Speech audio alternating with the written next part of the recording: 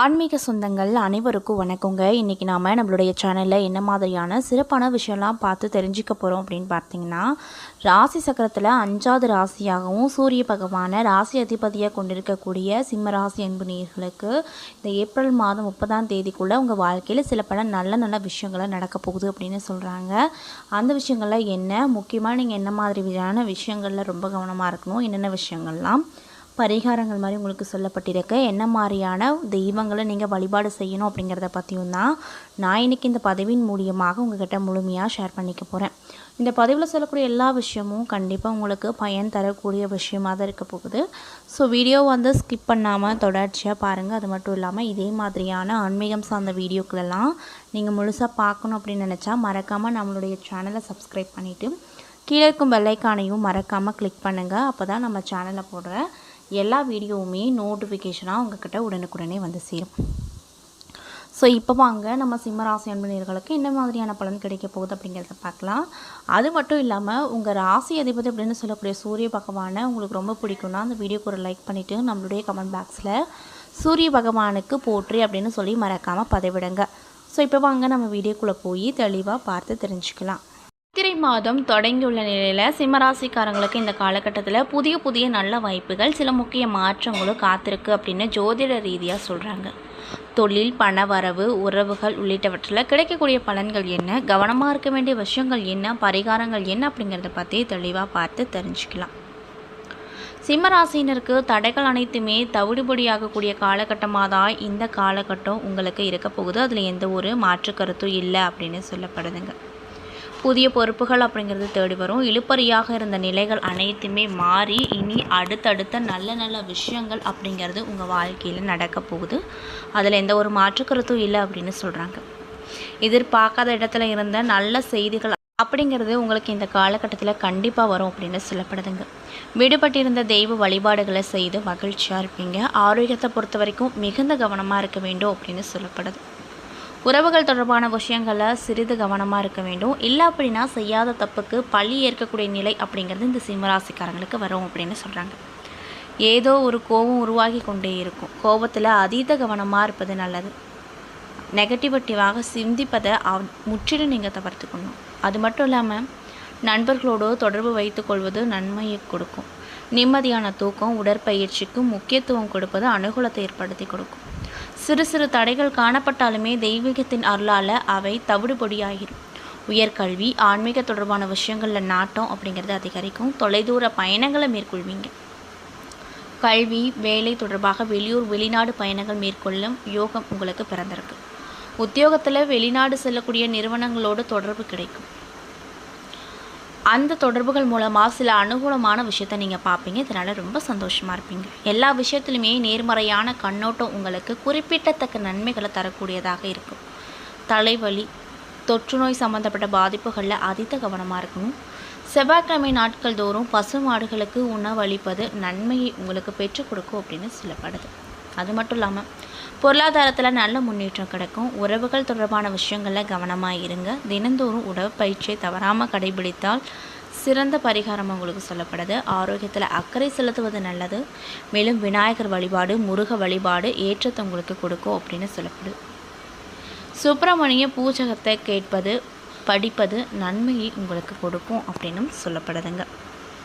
அது மட்டும் இல்லாமல் இந்த காலகட்டம் அப்படிங்கிறது சிம்மராசிக்காரங்களுக்கு முன்னேற்ற பாதையை நோக்கி செல்லக்கூடிய காலகட்டமாக இருக்க போகுது. இதனால் லட்சியமும் எண்ணங்களும் நடக்கும். மனம் விரும்பும் அனைத்தையும் சாதித்து காட்டுவீங்க. தன்னம்பிக்கையும் தைரியமும் அதிகரிக்கும். எதிர்பார்த்த சில முக்கிய திருப்பங்கள் உங்கள் வாழ்க்கையில் உண்டாக போகுது. அது மட்டும் இல்லாமல் புகழ், அந்தஸ்து, கௌரவம், பொன், பொருள், செல்வம், செல்வாக்கு என எல்லா விதமான பாக்கிய பலன்களும் கிடைக்க போகுது. இன்னும் சிலருக்கு மதம் மாறும் எண்ணம் அதிகரிக்கும். இன்னும் சிலருக்கு ஆன்மீக நாட்டம் குறையும். எதிரிகளின் தொல்லையும் குறைய போகுது. குடும்பத்திற்கு கோடி நன்மைகள் கிடைக்கும். ஒரே வீட்டில் வசித்தும் ஒருவரோடு மற்றொருவர் பேசாமல் ஆளுக்கு ஒரு தீவாக வாழ்ந்து வந்த நிலை மாறப்போகுது. குடும்பம் மகிழ்ச்சியாக மாறும் வகையிலான நிறைய விதமான நல்ல சம்பவங்கள் நடக்கும். அனைவரும் விட்டு கொடுத்த இயல்பாக வாழ்வீங்க. உங்களுக்கு இருக்கக்கூடிய ஈகோ குறையும். செல்வாக்கால உங்களுடைய கௌரவம் உயரும். குடும்பம் சந்தோஷமாக இருக்கும். கூடி வாழ்ந்தால் உண்டாகும் நன்மைகளை உணர்வீங்க. உங்களுக்கு பேரன் பேத்தி யோகம் கிடைக்கும். குடும்பத்தில் மங்களகரமான சுப நிகழ்வுகள் நடக்கும். வேற்றுமொழி பேசுபவர்களால் வேற்று மனிதர்களின் நட்பு மற்றும் உதவிகள் நிறைய கிடைக்கும். திருமணத்திற்கான சாத்திய கூறுகள் குறையும். இன்னும் சிலர் காதல் திருமணத்தால் அவமானப்பட வாய்ப்பு அமைஞ்சிருக்கு. ஜனன கால ஜாதகத்தில் தசாபுத்தி சாதகமாக இருப்பவங்களுக்கு அஷ்டம சனியால் எந்த பாதிப்பும் இருக்காது அப்படின்னு சொல்கிறாங்க. வீட்டில் சுப நிகழ்ச்சிகளுக்கான ஏற்பாடுகளை செய்வீங்க. உடல் உபாதைகள் நீங்கி ஆரோக்கியம் மேம்படும். மாணவ மாணவிகள் கவனித்து படித்தால் நல்ல மதிப்பெண்களை பெற முடியும். தொலைந்த திருடு போன கை மறதியாக வைத்த பொருள் கிடைக்கும். நம்பிக்கையான விசுவாசமான வேலை ஆட்கள் கிடைப்பாங்க. படுத்தவுடன் நிம்மதியான தூக்கம் வரும். இன்னும் சிலருக்கு முன்னோர்களின் பரம்பரை வியாதியான கை கால் வலி, சுகர், ப்ரெஷர் போன்றவைகள் தலை தூக்கலாம். அதனால் ஆரோக்கியத்தில் நீங்கள் ரொம்ப கவனமாக இருக்கணும் அப்படின்னு வலியுறுத்தப்படுது. அது மட்டும் இல்லாமல் நேரத்திற்கு சத்தான உணவு நன்றாக சாப்பிட்டு ஓய்வெடுத்து வந்தீங்க அப்படின்னா கண்டிப்பாக அந்த வியாதிகள் குணமாயிரும். வெளி உணவுகளை சாப்பிடுவதை தவிர்த்துக்கோங்க. பொருளாதாரத்தை பொறுத்த வரைக்கும் உங்களுக்கு இந்த காலகட்டம் எப்படி இருக்க போகுதுன்னு பார்த்தீங்கன்னா, தனஸ்தானமான 2வது இடத்துல அதிபதி புத பகவான் நீச்சம் பெற்றாலுமே குருவோடு பரிவர்த்தனை பெறுவதால் நீச்சபங்க ராஜயோகம் பெறாரு. இதனால் உங்களுக்கு இந்த பொருளாதாரம் எப்படி இருக்குன்னு பார்த்தீங்கன்னா, பொருளாதாரத்தில் தடையில்லாத வளர்ச்சி மற்றும் முன்னேற்றம் கிடைக்கும். உடன் பிறந்தவங்க நண்பர்களின் உதவி பக்கபலமாக இருக்கும். தொழிலில் வளர்ச்சி நல்ல லாபத்தை பெற்றுக் கொடுக்கும். பேச்சை மூலதனமாக கொண்டவங்க உணவு தொழில் நடத்துபவர்களுக்கு தொழிலில் வளர்ச்சி சிறப்பாக இருக்கும். விரும்பிய கடன் தொகை கிடைக்கும். வீடு, வாகனம், பிள்ளைகளின் திருமணம் என சுப செலவுகள் மிகுதியாக இருக்கும். பெண்களாக இருக்கக்கூடியவங்களுக்கு இந்த காலகட்டம் எப்படி இருக்குன்னு பார்த்தீங்கன்னா, கணவன் மனைவி உறவில் அன்பு மிளிரும். மனதிற்கும் நிம்மதி கிடைக்கக்கூடிய விஷயங்கள் நடக்கும். தன்னம்பிக்கையும் தைரியமும் உண்டாகும். குடும்ப சுமை சற்று கூடுதலாக இருக்கும். உங்கள் பெயரில் சொத்து வாங்கும் யோகம் உள்ளது. பிறந்த வீட்டு சொத்து கிடைக்கக்கூடிய பங்கு புகுந்த வீட்டில் உங்களை கௌரவப்படுத்துவாங்க. பொன் பொருள் சேர்க்கை உண்டாகும். மேலும் உங்களுடைய பிள்ளைகளின் நலனில் அதிகமாக அக்கறை காட்டுவீங்க. ஆயுள் ஆரோக்கியம் சிறக்கும். 8ஆம் இடமான மாங்கல்ய ஸ்தானத்திற்கு வெகு விரைவில் குரு பார்வை கிடைக்க போவதால் வாழ்க்கை துணைவரின் ஆரோக்கியத்தில் அதிக கவனமாக இருக்கணும். கணவன் மனைவி இருவருமே மனமின்றி நல்லபடியாக நடந்துக்குவீங்க. குடும்பத்தோடு உல்லாச பயணத்தையும் மேற்கொள்வீங்க. உத்தியோகத்தில் இருக்கக்கூடியவங்களுக்கு இந்த காலகட்டம் எப்படி இருக்குன்னு பார்த்தீங்கன்னா, எதிர்பார்த்த சம்பளத்தில் மனதிற்கு பிடித்த நிலையான நிரந்தர வேலை கிடைக்கும். இயன்றவரை வேலையை மாற்றம் செய்யாமல் இருப்பது புத்திசாலித்தனம் அப்படின்னு சொல்கிறாங்க. வேலை மாற்றம் செய்பவங்க அப்பாயின்மெண்ட் ஆர்டர் வாங்கிய பிறகு பழைய வேலையை விட்டுடுங்க. சிலர் பழைய வேலைகளில் இருந்து விடுபட்டு புதிய வேலைக்கு செல்லலாம். இன்னும் சிலருக்கு பதவி மாற்றம், இடமாற்றம், உத்தியோக மாற்றம் வரும்.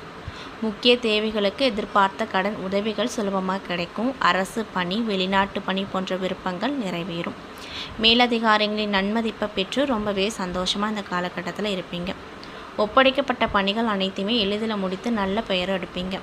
வெளியூர், வெளிநாட்டு வேலை வாய்ப்புக்காக காத்திருப்பவங்களுக்கு அந்த விஷயங்கள் நடக்க போகுது.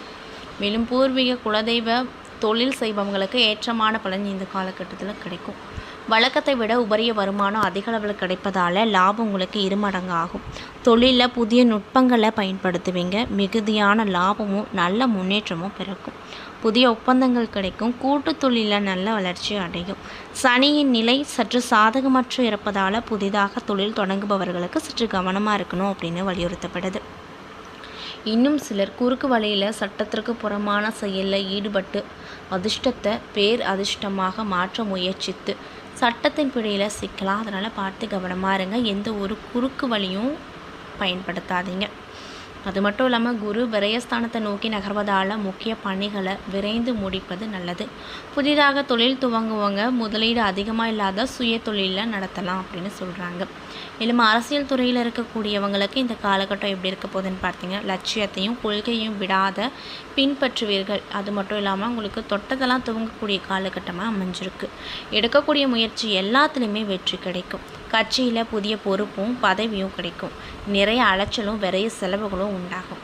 ஒரு சில நேரத்தில் சின்ன சின்ன சங்கடங்கள் வந்தாலுமே அதை பொருட்படுத்தாமல் சமாளிச்சிருவீங்க. சோதனைகளை சாதனைகளாக மாற்றிடுவீங்க. மனமும் உடலும் உற்சாகமாக இருக்கும் அப்படின்னு சொல்கிறாங்க. கவனமாக செயல்பட வேண்டிய காலம் இது அப்படிங்கிறதுனால, அதாவது சனி ப்ளஸ் செவ்வாய் சேர்க்கை அப்படிங்கிறது உங்கள் ராசிக்கு 8வது இடமான அஷ்டமஸ்தானத்தில் சனி செவ்வாய் சேர்க்கை ஏற்படுவதால் அண்டைய அயலாரோடு எல்லை தகராறு உண்டாகும். பூர்வீக சொத்து பிரிப்பதில் சகோதரரிடம் கருத்து வேறுபாடுகள் வரும் அப்படின்னு சொல்கிறாங்க.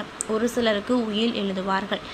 எழுதிய உயில் ஆவணங்கள் சிலர் திருத்தம் செய்வாங்க அப்படின்னு சொல்லப்படுதுங்க.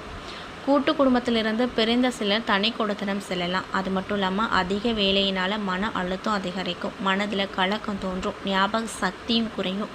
இன்னும் சிலருக்கு தொழிலை ஒரு ஊரில் இருந்து வேறு ஊருக்கு மாற்றலாம். இன்னும் சிலர் பழைய வேலையை விட்டுட்டு புதிய வேலைக்கு செல்லலாம். உழைப்பவர்கள் நீங்களாக இருந்தால் ஊதியம் பெறுபவர்கள் வேறொருவர்களாக இருப்பாங்க. வெற்றி கை நழுவி போகும். புகழும் மரியாதையும் குறையும். நிம்மதிக்கு வழி இருக்குதா அப்படின்ற யோசனை உங்களுக்கு உண்டாகுங்க.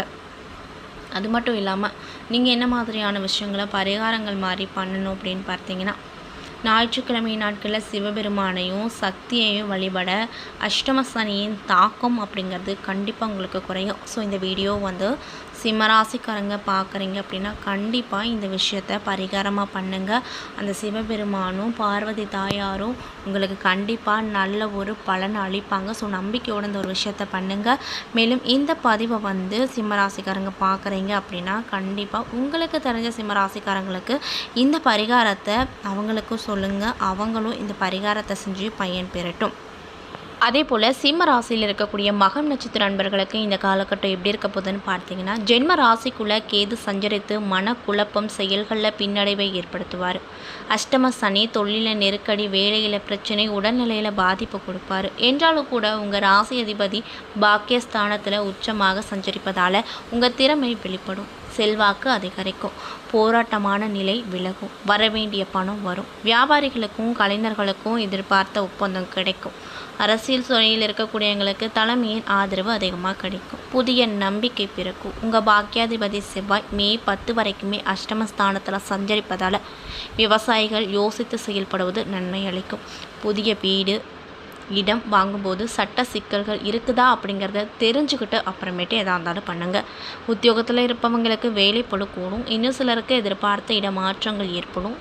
குடும்ப வாக்குஸ்தானத்தை சனி பகவான் பார்ப்பதால் முடிந்த வரைக்கும் குடும்பத்தினரை அனுசரித்து போவது ரொம்ப நல்லது அப்படின்னு வலியுறுத்தப்படுதுங்க.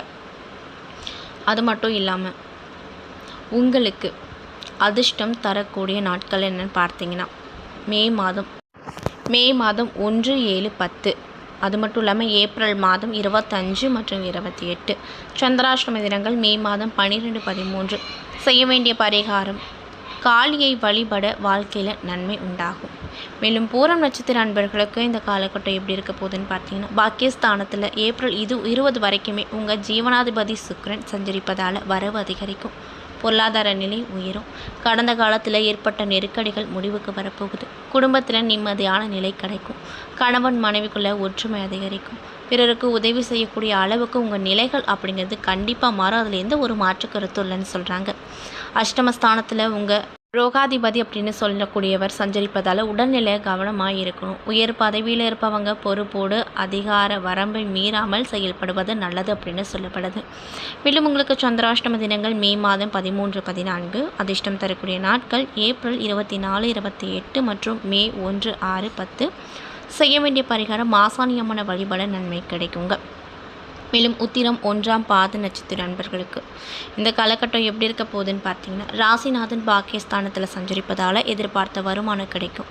பெரியோரின் ஆதரவு கிடைக்கும். தடைப்பட்ட வேலைகள் நடக்கும். வெளிநாட்டு முயற்சிகள் சாதகமாகும். அரசு வழியில் எதிர்பார்த்த அனுகூலங்கள் நிறைய நடக்கும். உங்கள் அஷ்டமாதிபதியும் பூர்வ புண்ணிய ஸ்தானாதிபதியுமான குரு பகவான் லாபஸ்தானத்தில் சஞ்சரிப்பதால் பணம் பந்தியிலே, குணம் குப்பையிலே என்பதற்கேற்ப பணவரவான தைரியம் ஏற்படும்.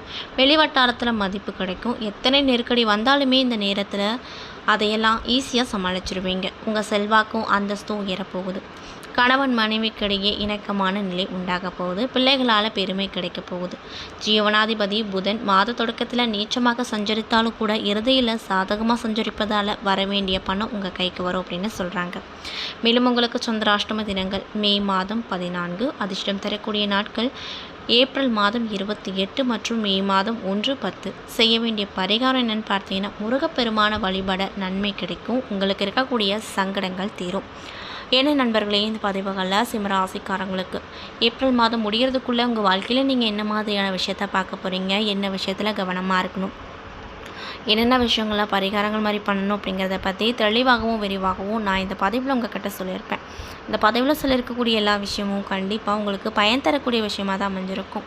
ஸோ வீடியோ பிடிச்சிருந்தால் லைக் பண்ணுங்கள், ஷேர் பண்ணுங்கள். இதே மாதிரியான ஆன்மீகம் சார்ந்த வீடியோக்களை பார்த்து தெரிஞ்சுக்கணுன்னா நம்ம சேனலை மறக்காமல் சப்ஸ்கிரைப் பண்ணிவிட்டு கீழே இருக்கும் பெல் ஐக்கானையும் மறக்காமல் கிளிக் பண்ணுங்கள். அப்போ தான் நம்ம சேனலில் போடுற எல்லா வீடியோவுமே நோட்டிஃபிகேஷனாக உங்கள்கிட்ட உடனுக்குடனே வந்து சேரும். நன்றி.